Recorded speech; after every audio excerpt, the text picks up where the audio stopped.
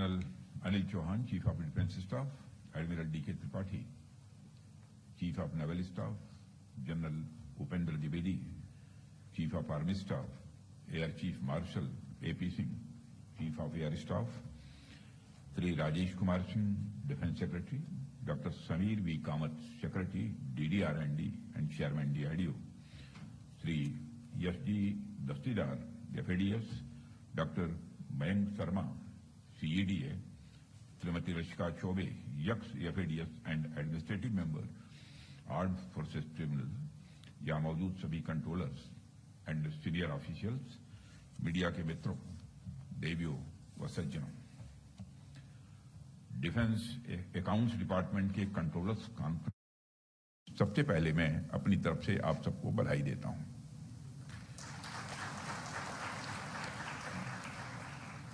साथियों, इसके पहले भी आपके विभिन्न कार्यक्रमों में मैं बराबर आता रहा हूं और अपने आइडियाज भी आपके साथ शेयर करता रहा हूं।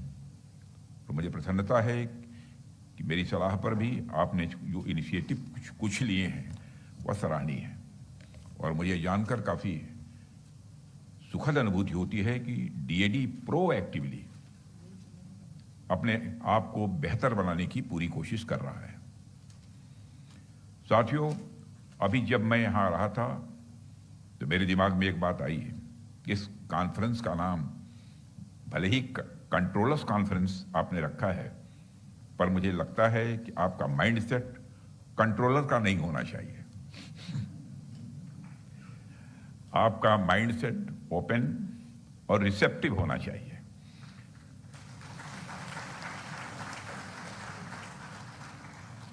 जिससे डिफेंस इकोसिस्टम में हो रहे चेंजेस को आप सभी स्टेक होल्डर्स के साथ ठीक तरीके से डिस्कस कर सकें और शेयर कर सकें। साथियों, आज जब मैं आपके बीच यहां हूं तो मैं कहना चाहूंगा कि इस तरह के आयोजन हमें एक इंट्रोस्पेक्शन या सेल्फ एनालिसिस करने का भी अवसर देते हैं। इसमें हम सोच सकते हैं कि अब तक हमने क्या अच्छा किया है और आगे हमें क्या करना है।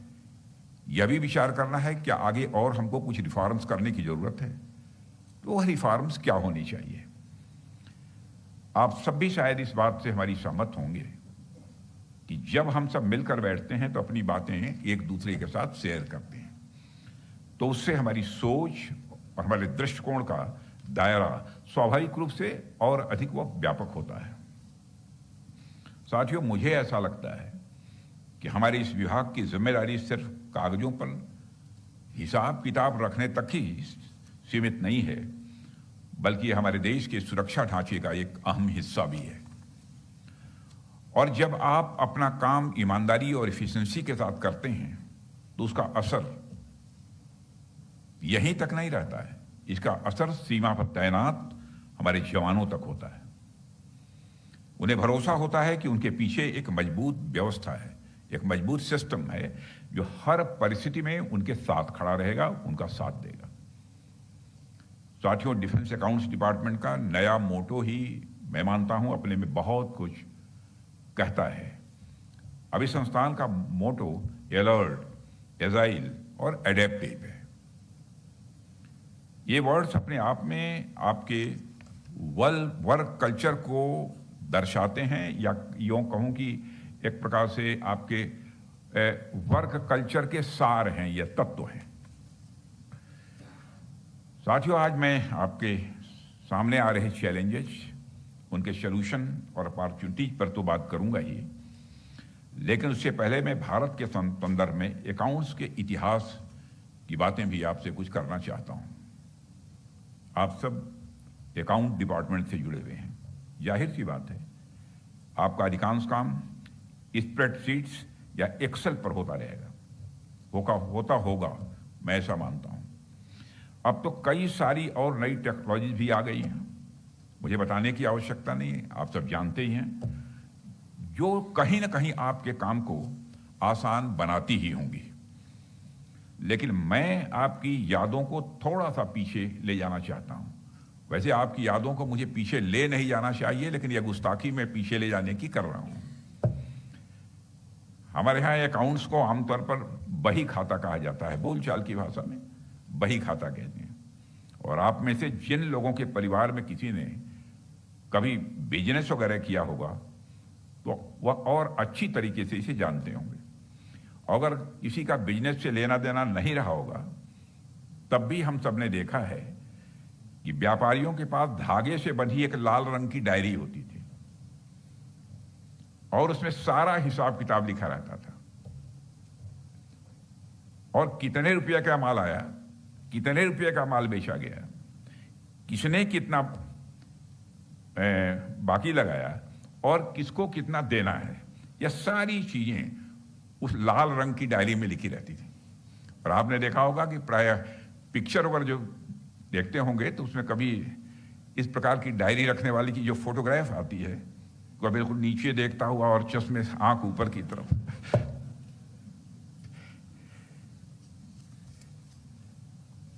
और एक चीज पर आपने ध्यान दिया होगा कि दिवाली जैसे अवसरों पर जब हम माता लक्ष्मी की पूजा करते हैं तो उस समय उस लाल डायरी की भी पूजा की जाती थी। और आज भी कुछ लोग लाल डायरी रखते हैं, भले ही कंप्यूटर का जमाना आ गया, सब कुछ हो गया, लेकिन लाल डायरी की एक अहमियत है, वो शुभ माना जाता है। यह अपने आप में कितनी बड़ी बात है। हमारे लिए अकाउंट्स सिर्फ कर्म ही नहीं है बल्कि वो हमारे धर्म का हिस्सा है।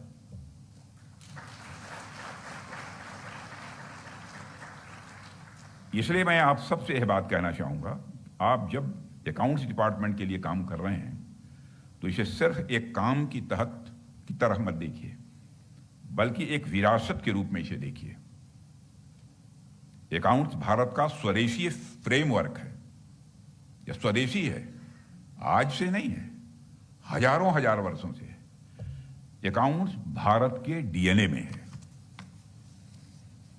साथियों, चूंकि यह एक कंट्रोलर कॉन्फ्रेंस है और पूरे देश से डिफेंस अकाउंट्स के कंट्रोलर्स यहां एक साथ उपस्थित हैं, इसलिए मैं आपसे इनोवेशन और चेंज मैनेजमेंट पर भी थोड़ी बात यहां करना चाहूंगा। किसी भी ऑर्गेनाइजेशन में ट्रांसफॉर्मेटिव रिफॉर्म लाने के दो तरीके प्रायः बताए जाते हैं। कई बार हम देखते हैं कि कई ऑर्गेनाइजेशंस एक्सटर्नल रिपोर्ट के माध्यम से इस कार्य को करते हैं, जिसमें कई बार कंसल्टेंसी फर्म्स की भी इसमें मदद ली जाती है। कई बार कुछ रिटायर्ड सीनियर ऑफिशियल्स को यह जिम्मेदारी भी सौंपी जाती है। और एक अच्छी बात है, इससे कई बार कुछ नए फ्रेश आइडियाज इन संस्थानों में आते हैं और इनकी प्रोडक्टिविटी स्वाभाविक रूप से बढ़ती है, और मैं कहना चाहूंगा निश्चित रूप से बढ़ती है। लेकिन इसके अलावा चेंज मैनेजमेंट का दूसरा तरीका यह हो सकता है कि वह संस्था अपने परफॉर्मेंस के बारे में, अपने डिलीवरी सिस्टम के बारे में और अपने ऑर्गेनाइजेशन के फाइनल गोल्स को अचीव करने के बारे में खुद से इंट्रोस्पेक्शन करे। एक ऐसे इंटरनल इवैल्यूएशन का कल्चर बनाएं जिसमें लोग खुद ही अपनी कमियों को पहचानें, खुद ही अपने सिस्टम की इनएफिशिएंसीज पर ध्यान दें और उन्हें ओवरकम करने हेतु क्या किया जा सकता है इस संबंध में विचार करें। साथियों, मेरा मानना है इंटरनल रिफॉर्म्स ज्यादा ऑर्गेनिक होते हैं तथा इन्हें एडॉप्ट किए जाने में ज्यादा अवरोध भी पैदा नहीं होता है। ऐसा इसलिए है कि ये आइडियाज खुद आपकी संस्था के अंदर से आ रहे हैं और इस प्रकार से इंट्रोस्पेक्शन के द्वारा किए गए इंप्रूवमेंट्स पूरी ऑर्गेनाइजेशंस को न सिर्फ डायनेमिक, इफेक्टिव, इनोवेटिव और प्रोफेशनल बनाती हैं बल्कि पूरी ऑर्गेनाइजेशन को एक लिविंग ऑर्गेनाइजेशंस के रूप में ट्रांसफॉर्म कर लेती हैं। साथियों, आज डिफेंस सेक्टर में जो ट्रांसफॉर्मेटिव चेंजेज हो रहे हैं, थोड़े समय पहले तक ऐसा नहीं था। आज के नए चेंजेज बड़े डायनेमिक और अनसर्टेन भी हैं। वैसे तो पीस टाइम का एक भ्रम के सिवा और कुछ नहीं है, लेकिन फिर भी पीस टाइम की अगर बात की जाए तो कई बार मैं सोचता हूं कि पीस टाइम में तो हम सब डिफेंस सेक्टर को मजबूत करने की ही बात करते हैं, पॉलिसीज बनाते हैं, इम्प्लीमेंट करते हैं, प्रोक्योरमेंट करते हैं, ट्रेनिंग करते हैं और अन्य कई प्रकार की एक्टिविटीज भी हम करते रहते हैं। परंतु अचानक से कुछ ऐसी सिचुएशन बनती है जो हमारे पीस टाइम की थिंकिंग को झकझोर देती है। कहीं ना कहीं हमें कुछ और करने की आवश्यकता अचानक दिखाई पड़ने लगती है। इसे मैं आपको एक उदाहरण के साथ बतलाना चाहूंगा। मान लीजिए कि हम एक विशेष प्रकार की इक्विपमेंट या एमिनेशन की एनुअल प्रोडक्शन किसी एक खास संख्या तक कर रहे हैं, खास नंबर की हमको इतना करना है और उतना कर पाते हैं, जिसे हम इस्टेब्लिश प्रोडक्शन कैपेसिटी के नाम से जानते हैं। अब अचानक कोई ऐसी परिस्थिति आ जाए कि हमें इस इक्विपमेंट या एमिनेशन की ज्यादा आवश्यकता पड़ जाए, तो उसकी उपलब्धता कैसे होगी? उसके लिए हमारे पास क्या प्लान होना चाहिए? ऐसी स्थिति में हमें क्या तैयारी रखनी चाहिए? इसके बारे में भी हमें पीस टाइम में ही विचार करना पड़ेगा। साथियों, फाइनेंशियल मैनेजमेंट के क्षेत्र में भी यह बात लागू होती है।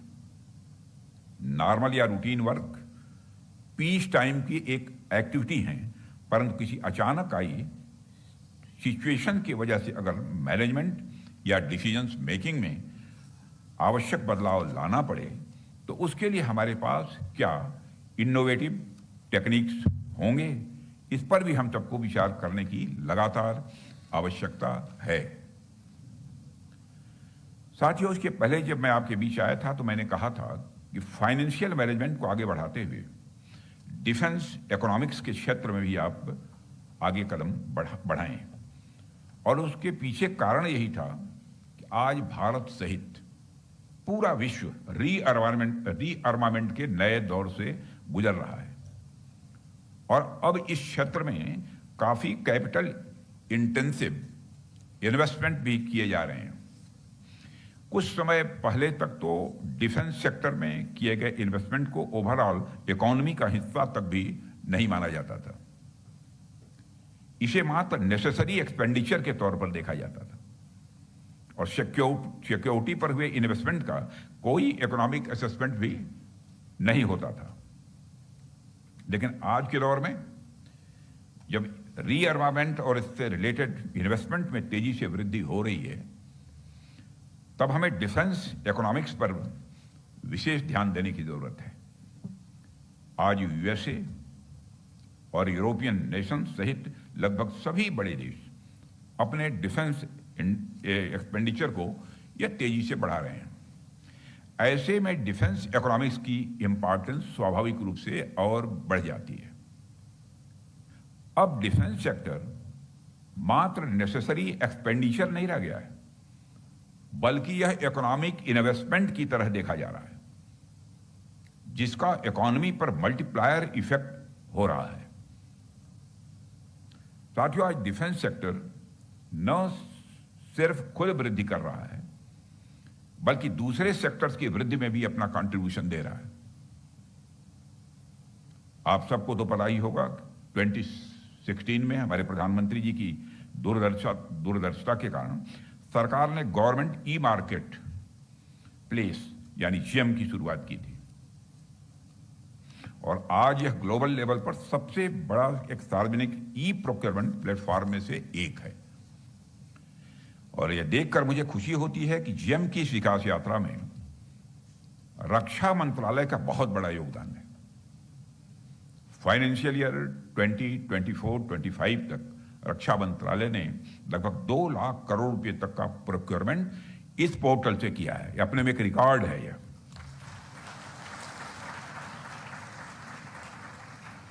मैं यहां कॉम्पिटेंट फाइनेंशियल अथॉरिटीज और इंटीग्रेटेड फाइनेंशियल एडवाइजर्स समेत सभी स्टेक होल्डर से आग्रह करूंगा, आप सब इस जेम पोर्टल का मैक्सिमम यूटिलाइजेशन करें ताकि पब्लिक प्रोक्योरमेंट में ट्रांसपेरेंसी और प्रायोरिटी को और बढ़ाया जा सके तथा प्राइवेट सेक्टर का पार्टिसिपेशन हमारे प्रोक्योरमेंट प्रोसेस में और बढ़े।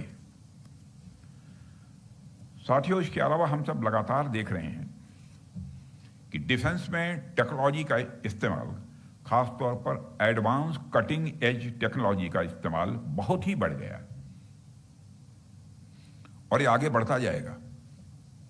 ज्यादातर ये टेक्नोलॉजी ड्वेल यूज की होती है।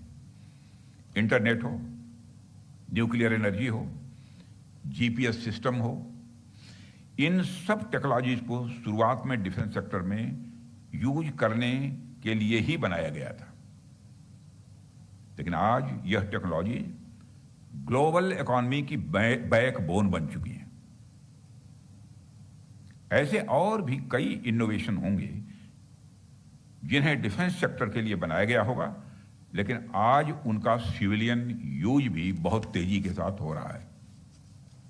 इस संदर्भ में मेरा आपसे आग्रह है कि आप किसी प्रोजेक्ट का इकोनॉमिक इंपैक्ट एसेस करते समय उसके सिविलियन यूज की फिजिबिलिटी और उससे होने वाले सोशल इंपैक्ट को भी एनालाइज करने का अपनी तरफ से प्रयास करें।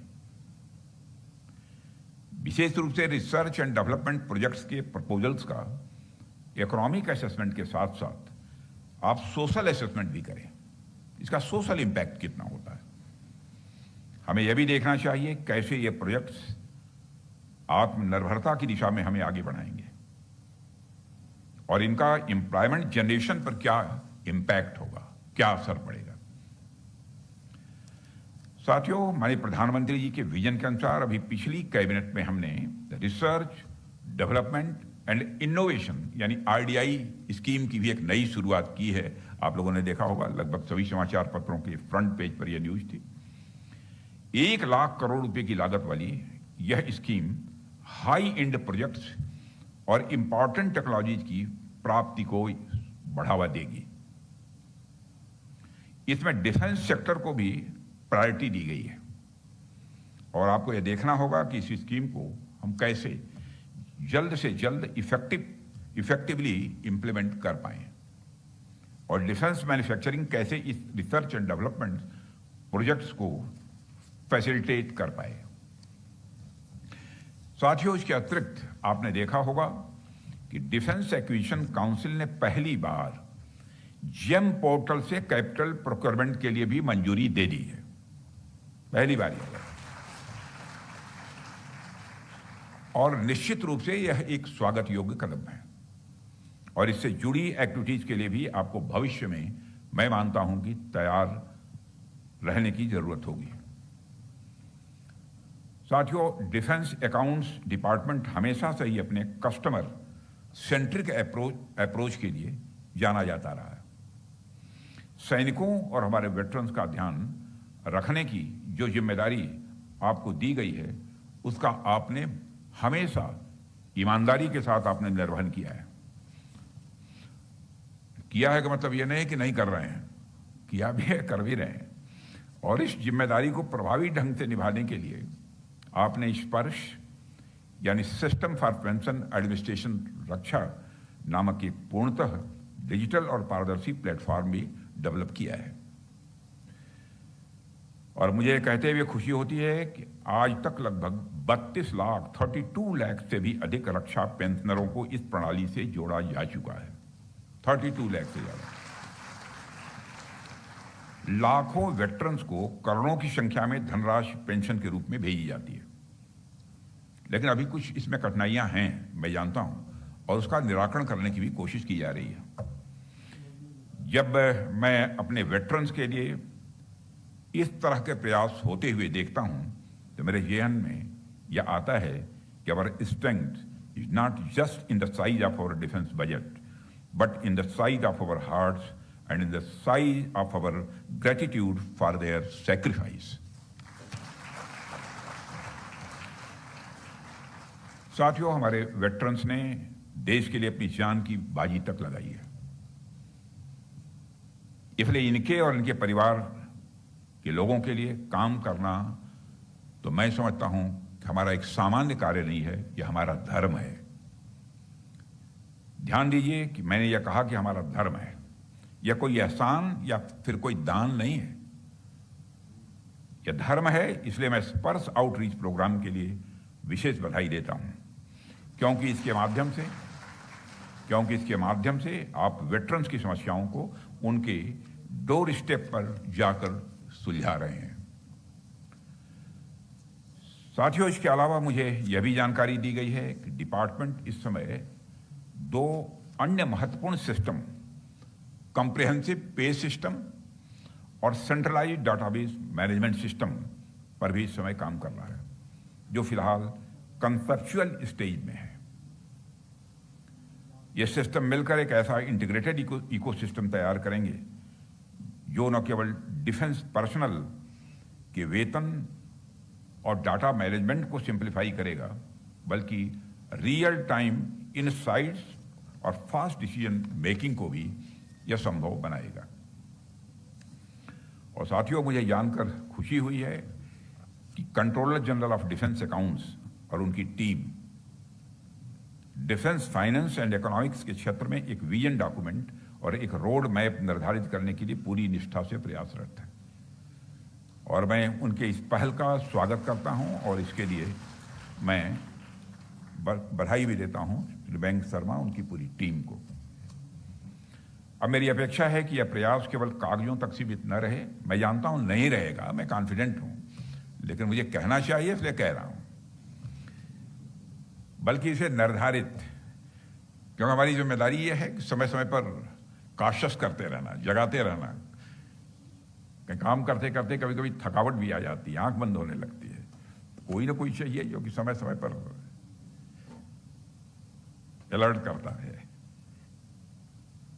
और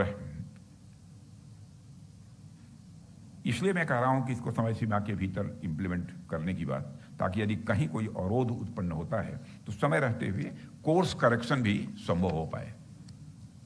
और मुझे पूरा विश्वास है कि डिपार्टमेंट अपनी डिजिटल ट्रांसफॉर्मेशन स्ट्रेटजी को एक प्रभावी और तेज डिसीजन सपोर्ट मैकेनिज्म के साथ अच्छी तरह अलाइन करेगा, जिससे एफिशिएंसी, ट्रांसपेरेंसी और रेस्पॉन्सिवनेस तीनों में वृद्धि देखने को मिलेगी। साथियों, आप सब जानते हैं कि रक्षा मंत्रालय का बजट देश में सबसे ज्यादा है और बढ़ता ही जा रहा है, आगे और बढ़ेगा। देश की क्या बात की जाएगा, अगर आप रक्षा मंत्रालय का बजट देखें, दुनिया के कई देशों की जीडीपी तक भी इतनी नहीं है। कई देशों की जीडीपी इतनी नहीं है। जब देश की जनता की मेहनत की कमाई का एक बड़ा हिस्सा रक्षा मंत्रालय को मिलता है, तो जाहिर सी बात है कि हमारी जिम्मेदारियां भी उसी अनुपात में बढ़ जाती हैं। अभी पिछले ही फाइनेंशियल ईयर में डिफेंस कैपिटल बजट का फुल यूटिलाइजेशन करने के लिए एंड डिफेंस सेक्रेटरी सीजीडीआर उनकी टीम को मैं बधाई देना चाहता हूं। फुल यूटिलाइजेशन हुआ है पूरे कैपिटल बजट का। साथ ही मैं उम्मीद भी करता हूं कि आप कैपिटल एक्सपेंडिचर को लगातार मॉनिटर करते रहेंगे और आगे भी इसका फुल यूटिलाइजेशन करने में निश्चित रूप से हमको कामयाबी मिलेगी, ऐसा मेरा पक्का विश्वास है। साथियों, आज जब आप सब इतने बड़े मंत्रालय के इतने बड़े बजट को संभाल रहे हैं, तो मैं ये कहना चाहूंगा कि हमारा दृष्टिकोण केवल फाइनेंशियल ग्रोथ पर ही केंद्रित न रहे, बल्कि हमें इफेक्टिव ग्रोथ और एफिशिएंसी लेड ग्रोथ की ओर भी ध्यान देना होगा। हमारा डिफेंस एक्सपेंडिचर कुछ ऐसा होना चाहिए जिसमें सिर्फ हमारा बजट न बढ़े, बल्कि उस बजट का right deployment at the right time for the right objective भी उतना ही जरूरी हो। और यह जिम्मेदारी आप सब लोग निभाते हैं, निभाएंगे, मैं आश्वस्त हूं। साथियों, आज हमारे डिफेंस सेक्टर की ओर पूरी दुनिया की निगाहें हैं।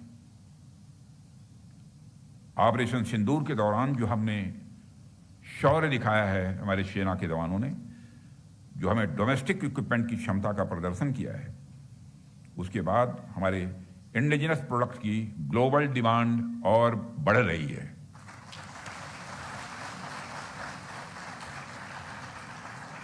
कुछ समय पहले मैं Stockholm International Peace Research Institute की एक रिपोर्ट पढ़ रहा था। उसमें उन्होंने ये बताया है कि वर्ल्ड मिलिट्री एक्सपेंडिचर 2024 में बढ़कर $2.7 ट्रिलियन से ज्यादा हो गया। 2.7 ट्रिलियन डॉलर से ज्यादा हो गया। सोचिए, इतना बड़ा मार्केट हम लोगों का इंतजार कर रहा है, इतना बड़ा मार्केट हम लोगों का इंतजार कर रहा है। और हमारी डिफेंस इंडस्ट्री के सामने अब अपार संभावनाएं। आपको डिफेंस एक्सपेंडिचर में होने वाले बदलाव के लिए खुद को तैयार करना होगा। और साथियों, प्रधानमंत्री जी की लीडरशिप में हम रक्षा क्षेत्र में तेजी से आत्मनिर्भरता की ओर बढ़ रहे हैं। अधिकांश हमारे इक्विपमेंट जो हम एक समय में विदेशों से इंपोर्ट करते थे, आप सबको जानकारी है, वह आज हम खुद अपने देश में ही बना रहे हैं। कोशिश हम लोगों की है कि जल्दी ही वह निर्णय हो जाए, जिससे ताकि हम बड़े इंजन भी भारत में ही बनाना प्रारंभ करें, भारतवासियों के हाथों से ही बनाना प्रारंभ करें। इसके अलावा हमने आइडेक्स, अदिति, एस्प्रिंट और डिस्क जैसे अनेक इनिशिएटिव शुरू किए, जो युवाओं को भी इनोवेटिव माइंड्स को डिफेंस सेक्टर से स्वाभाविक रूप से जोड़ रही हैं। और हमने एमएसएमईज के पार्टिसिपेशन को भी बढ़ाने का काम किया है और बढ़ रहा है लगातार। और आज हमें इस बात से संतुष्टि होती है कि हमने जो प्रयास किए अब वह कामयाब हो रहे हैं। साथियों, लेकिन हमें यहीं रुक नहीं जाना है। डिफेंस में प्राइवेट सेक्टर की बढ़ती भागीदारी को देखते हुए हमारी जिम्मेदारी अब कंट्रोलर की नहीं रह गई है, बल्कि अब हम एक फैसिलिटेटर भी बन गए हैं। हमें सोचना होगा कि कैसे हम स्टार्टअप्स, एमएसएमईज और प्राइवेट सेक्टर के प्रोजेक्ट्स का इफेक्टिव असेसमेंट और पेमेंट का भुगतान एक ट्रांसपेरेंट और टाइम बाउंड मैनर में कर सकें। हमारा पेमेंट मैकेनिज्म जितना ट्रांसपेरेंट, जितना टाइम बाउंड होगा, उतना ही प्राइवेट इंडस्ट्रीज की भागीदारी भी डिफेंस सेक्टर में बढ़ेगी। इसलिए मैं उम्मीद करता हूं कि आप बहुत जल्द से जल्द अपने पेमेंट मैकेनिज्म को पूरी तरह से फेसलेस ट्रांजैक्शन के रूप में लाने की कोशिश करेंगे। और साथियों, आप जिस विभाग में काम कर रहे हैं वो बहुत ही क्रूशियल है। आप जिस स्थान पर हैं वहां आपसे कोई छोटी सी गलती भी अगर हो जाती है तो उसे गलती से सोल्जर्स को जरूरी रिसोर्सेज समय पर नहीं मिल पाएंगे। हमारी लापरवाही से बजट एलोकेशन में भी गड़बड़ी हो सकती है और उसका सीधा असर ऑपरेशनल रेडीनेस पर भी पड़ता है। इसके अलावा कैपेसिटी बिल्डिंग, डिफेंस प्रोक्योरमेंट और इंडस्ट्रीज के साथ पार्टनरशिप के ऊपर भी आप सेशंस कर रहे हैं। मैं इस सेशन के लिए विशेष रूप से आप सबको शुभकामनाएं देता हूं। साथियों, इस अवसर पर आप सभी से यही अपील करता हूं, आइए हम सब मिलकर यह संकल्प लें कि हम अपने मोटो की सार्थकता को बरकरार रखेंगे। हम अलर्ट, एजाइल और एडेप्टिव रहेंगे ताकि हमारा काम हमेशा रिलेवेंट रहे और देश का उससे लाभ हो। इसी आशा और विश्वास के साथ इस डिफेंस अकाउंट्स डिपार्टमेंट की लीगेसी को ऐसे ही बनाए रखेंगे हम सभी। मैं आप सभी को भविष्य की योजनाओं के लिए ढेर सारी शुभकामनाएं देता हूं और मैं पुनः आप सबको अपनी तरफ से शुभकामनाओं के साथ साथ मैं अग्रिम बधाई भी इसी समय में आप सबको देते हुए अपना निवेदन समाप्त करता हूं।